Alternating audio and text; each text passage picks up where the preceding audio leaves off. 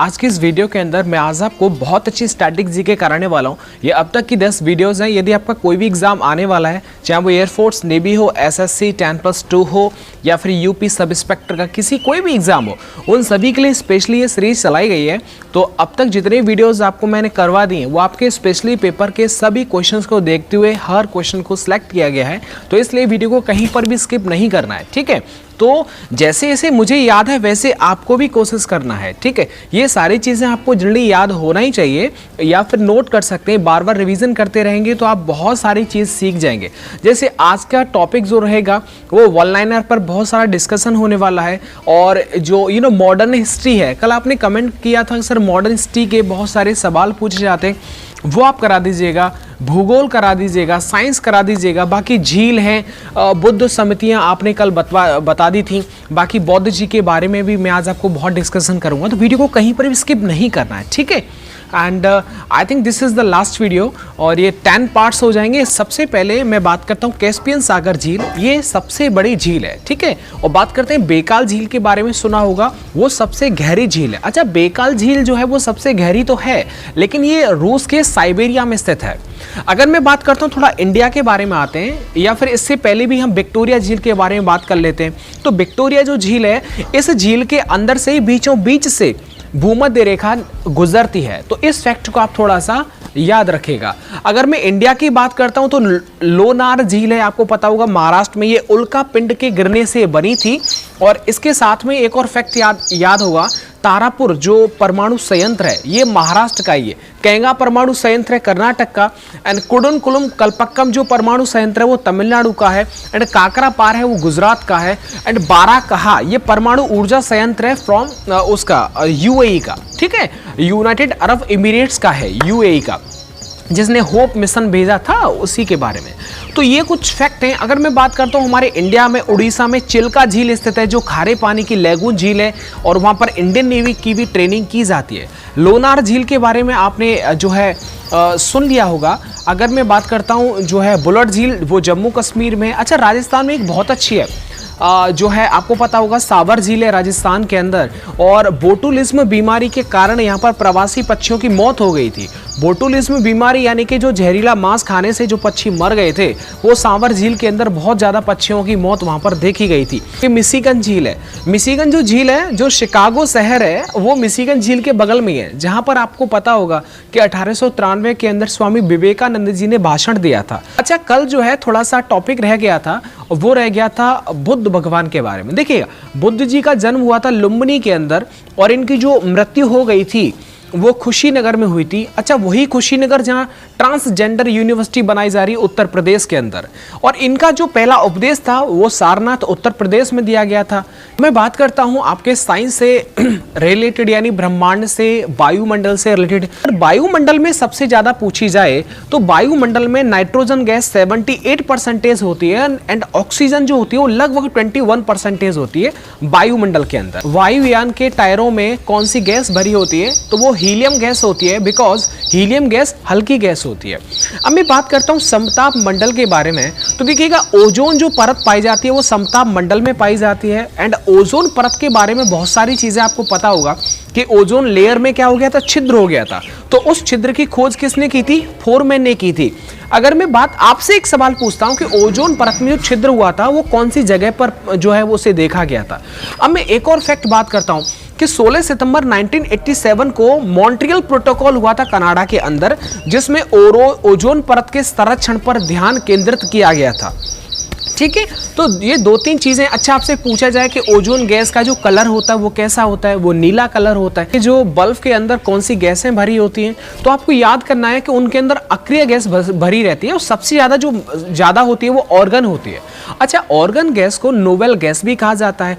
आपको पता होगा जो बल्ब के अंदर जो फिलामेंट होता है वो टंगिस्टन का बना होता है। तो टंगिस्टन का बना रहता है, ये भी आपको याद कर लेना है। एंड उसके अंदर ऑर्गन गैस होती है जो अक्रिय गैस होती है, एंड ऑर्गन को नोबेल गैस भी कहते हैं। तो बल्ब के लिए इतने सारे जो पॉइंट्स हैं वो सफिशिएंट हैं। थोड़ा साइंस के सवाल पूछता हूं, जैसे आप पूछ रहे थे, आप सर आप बता दीजिएगा। तो 2-3 चीजों को याद रखिएगा कि हमारे मानव शरीर के अंदर रक्त का जो परिवहन होता है वो किसके द्वारा किया जाता है? तो याद रखिएगा, रक्त का परिवहन हीमोग्लोबिन के द्वारा किया जाता है। और हीमोग्लोबिन के अंदर कौन सी धातु होती है? लोह धातु होती है, याद रखेंगे। अच्छा, बात करते हैं आपके फेफड़ों की। तो फेफड़े किस काम के लिए होते हैं? श्वसन क्रिया के लिए होते हैं। अगर किडनी की बात करता हूं तो किडनी क्या करता है? ब्लड को प्यूरिफाई करता है। रक्त का शुद्धिकरण जो होता है वो किडनी के अंदर होता है। एंड किडनी की जो क्रियात्मक इकाई होती है वो नेफ्रॉन होती है। क्या होती है? नेफ्रॉन। अगर आपसे हृदय के बारे में पूछा जाए तो हृदय जो होता है वो ब्लड को पंप करने का काम करता है, ठीक है, आगे धकेलने का काम करता है। तो ये सभी फैक्ट आप सभी को याद होने चाहिए। मैं थोड़ा सा आपके ब्लड के बारे में थोड़ा सा डिस्कस कर लेता हूं। कल मैंने आपको बताया था कि ब्लड की जो खोज की थी वो कार्ल लैंडस्टीनर ने की थी। रक्त का जो पीएच वैल्यू होता है वो 7.4 होता है, ठीक है। अगर मैं बात करता हूं सर्वदाता जो होता है O- होता है, सर्वग्राही AB+ होता है। एंड रक्त के अध्ययन को हीमेटोलॉजी बोलते हैं। क्या बोलते हैं? हीमेटोलॉजी बोलते हैं। याद रखेंगे, कोई फैक्ट भूलना मत। जैसे सर्व जो दाता होता है, सबको देने वाला, वो O- होता है। आपने एक गाना सुना होगा ओ माई वाला है ना, तो याद रखना ओ माई मतलब माइनस, तो O पर माइनस होता है, तो बचा हुआ AB है तो उस पर प्लस होगा। तो ये फैक्ट आप भूलना मत। नेशनल वाटर वे पर थोड़ा सा डिस्कस कर लेता हूं, राष्ट्रीय जलमार्ग के ऊपर।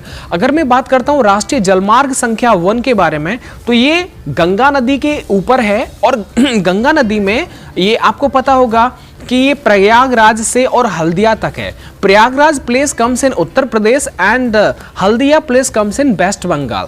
तो प्रयागराज से हल्दिया तक सबसे नेशनल वाटरवे नंबर 1 है। राष्ट्रीय जलमार्ग संख्या 2 के बारे में बात करता हूं तो ये ब्रह्मपुत्र नदी पर है।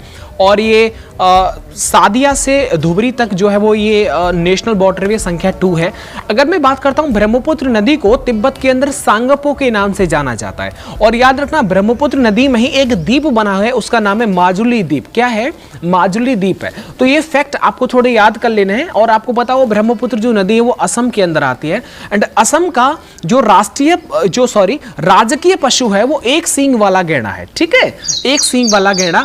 और काजीरंगा मानस, ये वहां के जो है वो राष्ट्रीय उद्यान है, पार्क हैं, जो आपको याद कर लेना, ठीक है। ये सब चीजें याद हो जाएंगी, बहुत डिफिकल्ट नहीं है, बट थोड़ा थोड़ा याद रखें। जैसे वाल्मीकि नेशनल पार्क हो गया कमसिन बिहार के अंदर, दुधवा नेशनल पार्क कमसिन उत्तर प्रदेश के अंदर, Jim Corbett Hailey National Park, आप सबको ये पता होगा, बहुत डिफिकल्ट चीजें नहीं। मैं बात करता हूँ मॉडर्न हिस्ट्री के कुछ पॉइंट्स कल रह गए थे। तो कल भी मैंने बहुत सारी घटनाएं आपको बता दी थी, फिर भी कुछ रह गई थी, वो मैं इस वीडियो में कवर कर देता हूँ। तो कल की वीडियो आप एक बार रिवीजन कर लीजिएगा। मैं बात करता हूँ 1905 के अंदर। 1905 में बंगाल विभाजन हुआ था और उस टाइम पर जो अंग्रेज वायसराय थे वो लॉर्ड कर्जन थे। और याद रखिएगा, स्वदेशी आंदोलन स्टार्ट किया गया था बंगाल विभाजन को रोकने के लिए। एंड ये बंगाल विभाजन जो था वो 1911 के अंदर जो रद्द कर दिया गया था। क्या बताएंगे 1911 में जो वायसराय थे वो कौन थे? करता हूं 1919 के अंदर रोलेक्ट एक्ट आया था। एंड रोलेक्ट एक्ट आपको पता होगा, जलियांवाला बाग हत्याकांड हुआ था 1919 के अंदर, 13 अप्रैल 1919 के अंदर। और ये जो रोलेक्ट एक्ट था, इसे ना अपील ना दलील का काला कानून कहा गया था। एंड आपको पता होगा इसी के अंदर रविंद्रनाथ टैगोर जी ने नाइटहुड की उपाधि को त्याग दिया था। तो और ये सारी चीजें आपको याद होना चाहिए। और हंटर आयोग की स्थापना की गई थी इस पूरे मामले को चेक करने के लिए। आपको पता हुआ 1920 के अंदर महात्मा गांधी जी के द्वारा असहयोग आंदोलन स्टार्ट हुआ था।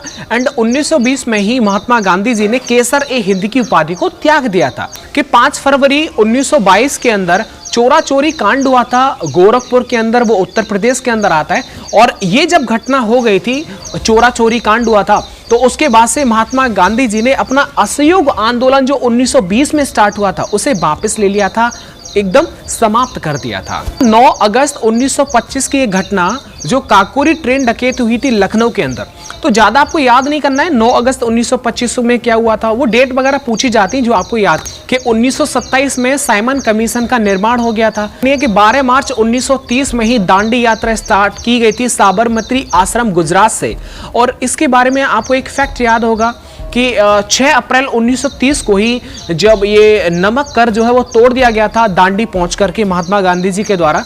तो ये सब चीजें आपको याद कर लेनी रखिएगा। 5 मार्च 1931 के अंदर गांधी इरविन समझौता हुआ था। और 23 मार्च 1931 की डेट को कोई नहीं भूल सकता, क्योंकि इस तारीख को राजगुरु सुखदेव और भगत सिंह जी को फांसी दी गई थी। ठीक है, याद कर लेंगे इन घटनाओं को, आप मेमोराइज करते रहा। 1931 के 1931 में कराची अधिवेशन हुआ था और इस अधिवेशन की अध्यक्षता सरदार वल्लभ भाई पटेल जी ने की थी। एंड सरदार वल्लभ भाई पटेल को बारदोली सत्याग्रह के अंदर सरदार की उपाधि वहां की महिलाओं ने दी थी। कि 1932 के अंदर पूना पैक्ट हुआ था और ये गांधी जी और अंबेडकर जी के बीच में हुआ था। ठीक है, याद रखिए 1942 में क्रिप्स मिशन आया था एंड 9 अगस्त 1942 को भारत छोड़ो आंदोलन स्टार्ट किया गया था। तो ये सब घटनाएं हैं और इसके बाद जो रिमेनिंग जो भी टॉपिक्स रहेंगे, अभी भूगोल के बचे हुए, तो मैं कोशिश करूंगा, आपके सपोर्ट की बहुत ज़रूरत है। और बस मेरा ये प्लान था कि 10 वीडियो मुझे बनानी है, आप तक पहुंचानी है बहुत सारी स्टैटिक जीके, तो 10 हो चुके हैं। इसके बाद डिपेंड करता है आप सभी के ऊपर, यदि आप कहेंगे तो मैं इस सीरीज़ को कंटिन्यू करूंगा, अदरवाइज ये आज और यहीं पर जो है स्टॉप हो जाएगी। और अपना ध्यान रखिएगा एंड कोविड-19 से सबसे ज़्यादा सतर्क एंड सावधानी बरतिएगा। Thank you.